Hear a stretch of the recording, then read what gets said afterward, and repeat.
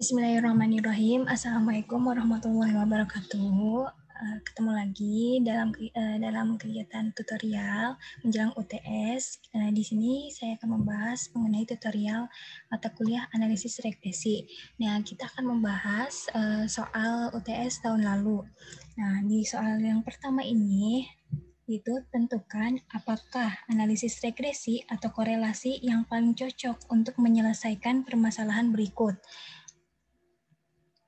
Nah, jadi sebelum itu kita perlu ingat nih, kan di sini antara regresi atau korelasi. Nah, kita ingat dulu korelasi itu intinya hubungan, yaitu melihat hubungan antara dua variabel kan. Nah, pasti pertanyaannya tuh biasanya adakah hubungan yang positif, adakah hubungan yang negatif, adakah hubungan yang kuat, lemah, sedang, dan lain-lain. Jadi korelasi itu intinya cuman hubungan aja gitu. Terus regresi. Nah, regresi ini biasanya kita tuh ingin mengetahui pengaruh dari variabel X terhadap variabel Y. Nah, terus di model regresi ini kita juga bisa meramalkan beberapa periode ke depan kayak gitu. Nah, jadi di sini regresi itu lebih kompleks daripada korelasi. Nah, karena korelasi itu cuma melihat hubungan antara dua variabel aja. Jadi ngelihat hubungannya aja gitu. Terus kita langsung ke soalnya ya.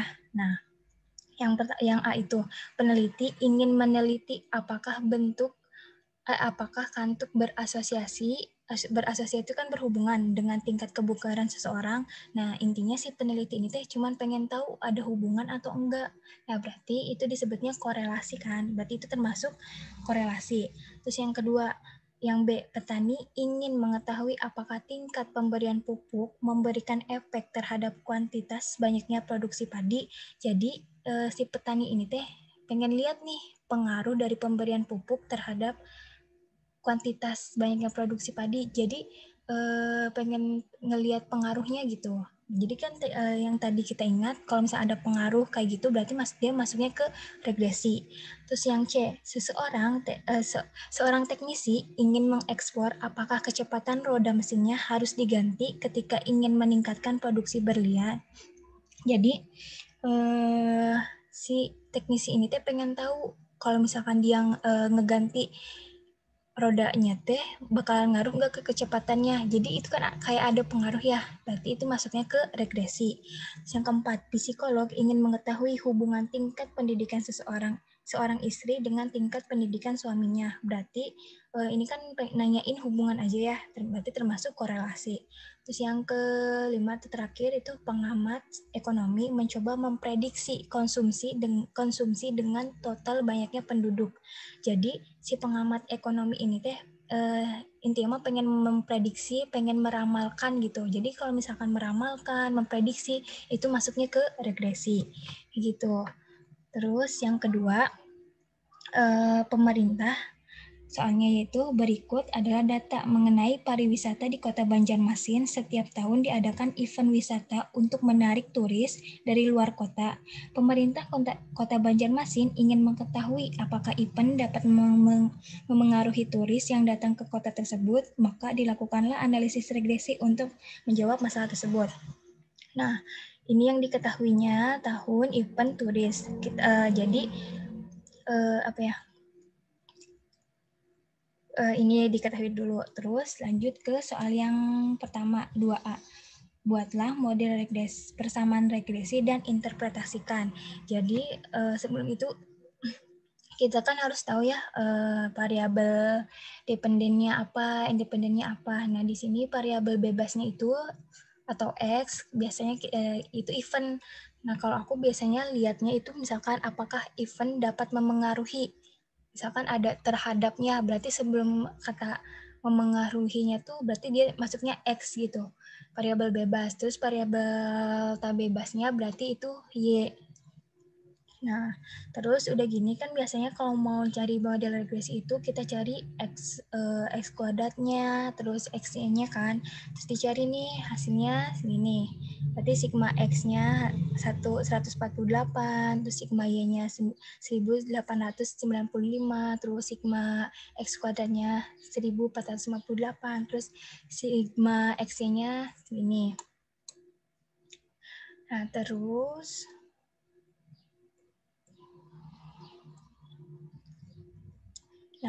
ini udah dicari tadi yang sigma tadi, masukin ke rumus BI.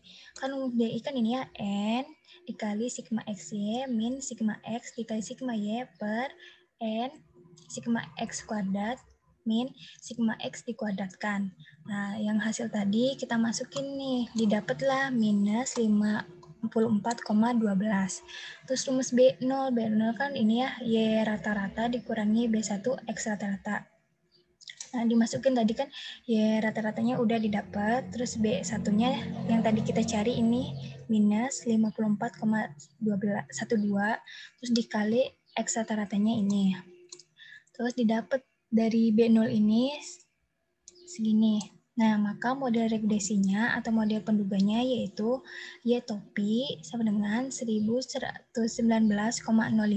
minus 54,12 XI. Nah, atau kita bisa tulis Y topinya itu kan Y-nya tadi tulis ya.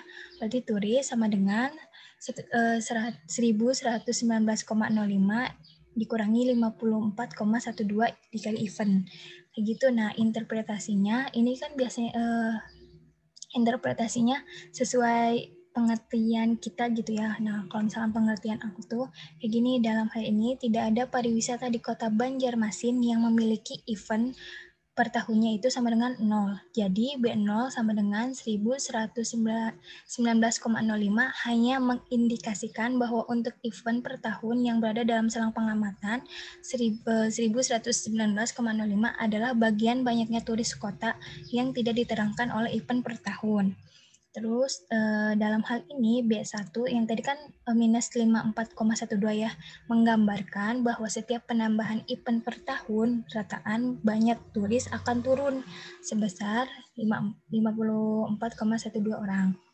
Terus yang keduanya, yang B itu ujilah apakah model Anda sudah valid atau belum. Nah, buat nyari tahu model kita udah valid atau belum, itu kita bisa pakai uji kevalidan model atau uji ANOVA. Terus kan sekarang kita online ya UTS-nya. Terus kan kata Ibu boleh pakai software Excel aja kan? Excel, pakai Excel aja. Nah, pakai Excel gitu, terus didapat sumber keragamannya, regresinya itu misalkan JKR-nya hasilnya segini, terus KTR-nya juga segini, terus JKR-nya segini, terus sisaannya juga segini. Terus nah kalau aku kan pakai Excel, nah aku tuh mana ya, nah ini yang tadi, ini berarti JKR-nya, ini JKS-nya, terus ini JKT-nya. Terus ini berarti KTR-nya, ini KTS-nya. Nah, berarti ini F hitungnya. Tinggal sama aku tuh tadi langsung dimasukin. Gini. Terus biasa kayak prosedur pengujian yang lain, dicari hipotesisnya. Hipotesisnya itu berarti kan B1 sama dengan 0. Itu model tidak valid. Terus H1 itu B1 tidak sama dengan 0, berarti modelnya tidak valid. Terus yang kedua cari statistik ujinya. Berarti kan tadi kita udah nyari F hitungnya ya. F hitungnya kan 30,61 dibulatkan. Terus kita nyari F tabel. Terus cari kriteria ujinya. Tolak 0 jika F hitung lebih besar dari F tabel. Nah, F tabelnya itu ini diketahui taraf ujinya kan 5%, terus DB satunya itu sama dengan 1, terus DB 2-nya sama dengan 14. Itu tuh dari di sini lupa, di sini harusnya ada 14 sama di sini 15. Berarti DB 2-nya kan 14 ya. Nah, berarti kita lihat di uji di tabel F itu 0,95, terus yang sebagai DB1-nya itu 1, DB2-nya itu 14, didapat hasilnya itu 4,60. Nah, karena tadi kan kriteria ujinya tolak 0 jika F hitung lebih besar dari F tabel. Nah, ternyata kan F hitungnya kan 30,61. Sedangkan F tabelnya itu 4,6. Jadi kan lebih besar ya, 30,61 lebih besar dari 4,60, maka H0 ditolak. Nah, kesimpulannya dapat disimpulkan bahwa model valid pada taraf nyata 5%. Berarti kalau H0 ditolak kan berarti terima H1. Nah, H1 yang tadi itu model valid. Terus lanjut, yang kedua, ujilah apakah event wisata memengaruhi turis kota secara positif. Nah, jadi kalau misalkan ini kan memengaruhi ya. Nah, kalau memengaruhi itu biasanya pakai uji T. Terus ini kan event wisata memengaruhi turis kota secara positif. Nah, kalau misalkan positif berarti si B1-nya itu harus lebih besar dari 0. Kayak gini. Nah, terus sebelum itu kita cari, kan kalau misalnya di uji parsial ini kan nyari B1. Nah, B1-nya itu kita juga harus nyari SB1 simpangan baku dari B1. Nah, rumusnya itu kan kalau misalkan S kuadrat B1 itu kan rumusnya KTS per SXX. Tadi kan KTS-nya kita udah cari segini 7.233,83. Nah, si SXX-nya bisa dicari pakai rumus yang ini. Nah, udah didapat. Udah kalau misalkan pakai Excel kan yang ini. Nah, terus kita cari, ini tinggal diakarin aja. 81, nah didapat SB1-nya itu 9,015. Nah, kayak prosedur pengujian yang lainnya, H0 itu sama dengan beta 1 dikurangi 0, atau beta 1 itu sama dengan 0, berarti event tidak memengaruhi turis secara positif. Nah, H1 beta 1 lebih dari 0, event memengaruhi turis secara positif. Kayak gitu. Terus statistik ujinya T hitung sama dengan B1 dikurangi K per SB1 sama dengan, nah tadi kan B1-nya udah dicari ya, minus 54,12, K-nya kan 0 ya, jadi dikurangi 0, terus per SB1, SB1-nya 9,015, nah didapatlah minus 6. Terus kriteria ujinya itu kan tolak H0 jika T hitung lebih besar sama dengan T 1 min alpha dengan derajat bebasnya N min P. Nah, terus tinggal dicari di tabel itu kan 1 dikurangi alpha, alfanya kan 0,05, terus N-nya tadi 16, P-nya itu 2, berarti kan 0,95, di sini 14 ya. Berarti didapat dari tabel T itu 1,75. Ya, berarti kan tadi tolak H0 jika T hitungnya lebih besar dari T tabel. Nah, T hitungnya itu kan tadi kita minus 6. Kan di tolaknya itu mutlak ya, jadi kan positif. Berarti 6 lebih besar dari 1,76, yang artinya H0 ini ditolak. Berarti kesimpulannya, event memengaruhi turis secara positif pada taraf arti 5%. Kayak gitu, berarti H0-nya diterima. Kalau H0 diterima berarti mempengaruhi. Terus yang diasumsi apakah yang Anda butuhkan dalam analisis regresi. Nah, asumsi yang dibutuhin pada saat analisis regresi itu, error menyebar normal dengan rataan 0, ragam error homogen, tidak ada autokorelasi antar error, dan linearitas karena analisis regresi harus bersifat linear. Terus yang kelima, apakah model yang Anda duga sudah sesuai ketentuan? Periksalah model yang Anda buat apakah sudah pas atau memenuhi semua asumsi. Penyelesaiannya, tadi kan modelnya hasil yang tadi kita dapat bahwa model penduga merupakan model yang valid atau sudah pas dan memenuhi semua asumsi. Itu. Terus lanjut ke nomor 3. Nah, berikut data tentang temperatur yang digunakan dalam memanaskan batuan penghilang polusi sampah diperoleh kuantitasnya sebagai berikut. Nah, kayak gini. Terus soal yang pertama, lakukanlah uji ketidakpasan model dari data di atas dan berikan interpretasinya. Nah, kan ini nanya juga ya ke Bu Marisa. Nah, katanya tuh kalau misalkan soal tahun lalu nomor 3 yang A itu tuh dianulir. Kenapa? Karena kalau misalkan kita mau uji ketidakpasan kan nanti kita harus nyari di JKR-nya itu di JKGM-nya tuh ada YJU. Nah, sedangkan di data ini kan kita nggak bisa ngelihat ya si YJU-nya. Jadi katanya tuh yang diketahuinya datanya kurang lengkap. Jadi dianulir kayak gitu. Terus buat yang B, tentukan koefisien, determinan, dan berikan interpretasinya. Nah, kalau misalkan aku tuh biasanya cari dulu komponen-komponennya. Misalkan SXX, nah rumusnya kan ini, atau kita juga bisa pakai yang ini.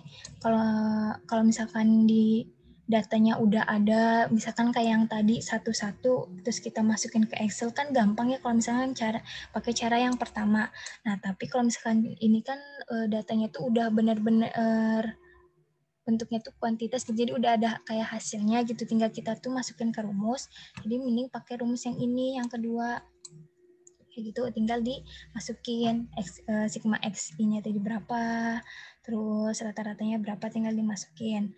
Sama kalau misalkan nyari XY juga, YY juga, itu kan sigma I sama dengan 1 sampai N, YI dikurangi Y rata-rata dikuadratkan. Atau kita juga bisa nulisnya kayak gini, pakai rumus yang itu.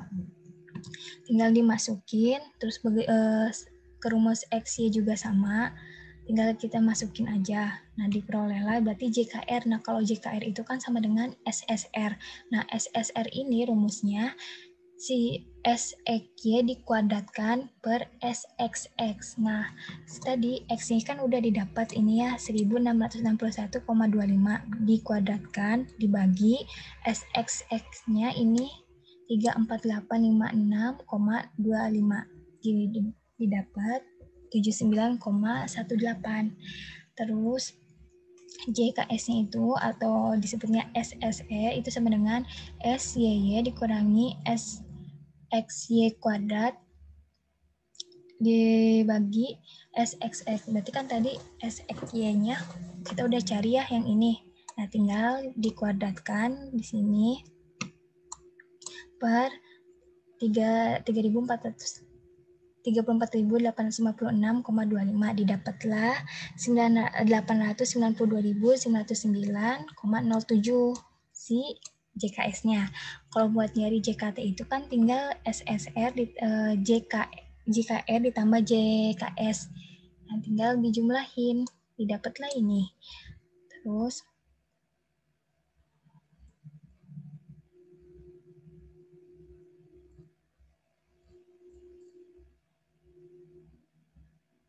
nah, di B ini kan rumusnya tentukan koefisien determinan. Nah, rumus determinan itu kan ini ya. Nah, ini soalnya tentukan koefisien determinan. Nah, kan berarti rumusnya ini kan ini.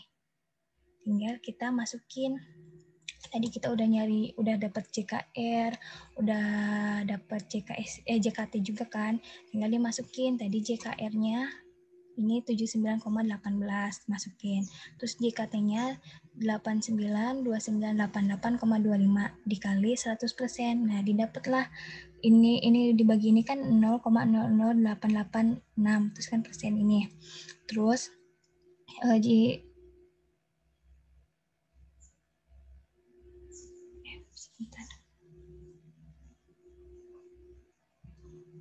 nah, terus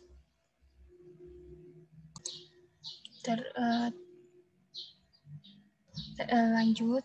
Ini kan berarti ini 79,18 dibagi 892988,25 dikali 100%. Nah, berarti ini bagi ini dulu, itu ada, terus dikali 100. Nah, hasilnya ini. Ya, teman-teman, maaf bukan yang ini.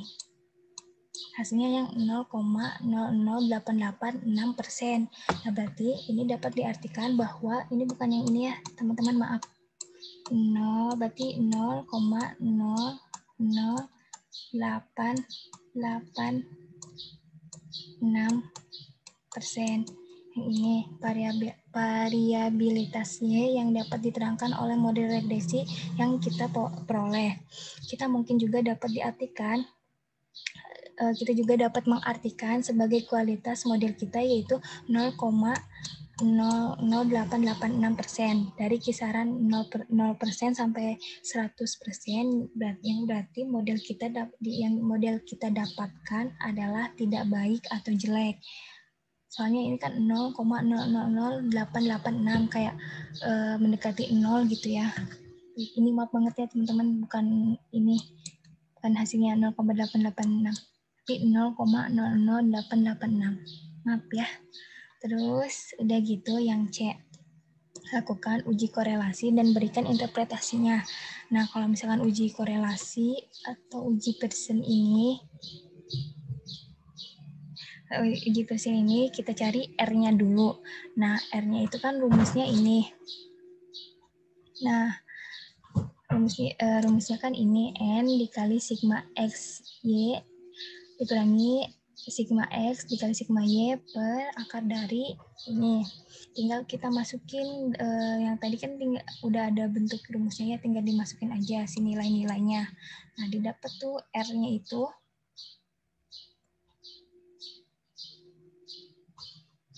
R-nya itu 0,99. Nah, dengan R sama dengan 0,99 menunjukkan bahwa variabel X dan Y mempunyai hubungan yang sangat kuat. Karena kan mendekati 1 ya, dan arah hubungannya itu positif. Jadi jika X naik, maka Y naik. Lalu kita ke prosedur pengujian uji Pearson-nya atau uji korelasi. Nah, diketahui N-nya itu 12. Nah, 12 itu dari sini. Berarti N-nya itu kan 12. Kalau di sini N-nya 12, terus R-nya kan 0,99. Nah, berarti hipotesisnya H0 sama dengan Rho sama dengan 0, atau yang artinya tidak ada hubungan antara variabel X dan Y. Terus H1-nya itu Rho tidak sama dengan 0, yang artinya ada hubungan antara variabel X dan Y. Terus statistik ujinya itu kan Z ya. Jadi Z hitung sama dengan akar dari N-3 per 2 ln 1 per R dikali 1 dikurangi K per 1 min R dikali 1 tambah K. Nah, terus didapat si Z hitungnya itu 7,94. Nah, terus udah gitu kita cari Z tabelnya. Z tabelnya kan ini ya, rumusnya Z 1 dikurangi alfa per 2. Alfa per 2 kan berarti 0,975. Nah, didapat yaitu 1,96. Untuk kriteria ujinya yaitu tolak H0 jika Z mutlak dari Z hitung lebih besar dari Z tabel. Nah, tadi kita udah hitung Z hitungnya itu 7,94. Nah, yang artinya itu karena 7,94 lebih besar dari 1,95 Z tabel, maka H0 ditolak atau H1 diterima. Kesimpulannya yaitu didapat bahwa ada hubungan antara variabel X dan Y dengan taraf nyata 5%. Nah, alhamdulillah udah teman-teman dibahas untuk soal analisis regresinya, soal UTS tahun lalu. Terus maaf banget teman-teman kalau misalkan aku ngejelasinnya gimana ya, maksudnya atau ada yang salah atau ada yang gimana atau ngomongnya kecepatan atau gimana gitu ya, mohon dimaklum. Terus minta maaf juga ya yang tadi salah perhitungannya gitu. Pokoknya aku lagi belajar lah gitu ya, nggak ada yang sempurna gitu. Pokoknya makasih buat teman-teman. Terus tetap semangat, bentar lagi UTS. Terus diingetin lagi, jangan lupa absennya ya. Nanti absennya ada di link sama ini, link YouTube ini gitu. Pokoknya jangan lupa absen. Oke teman-teman, makasih banyak. Pokoknya tetap semangat. Assalamualaikum warahmatullahi wabarakatuh.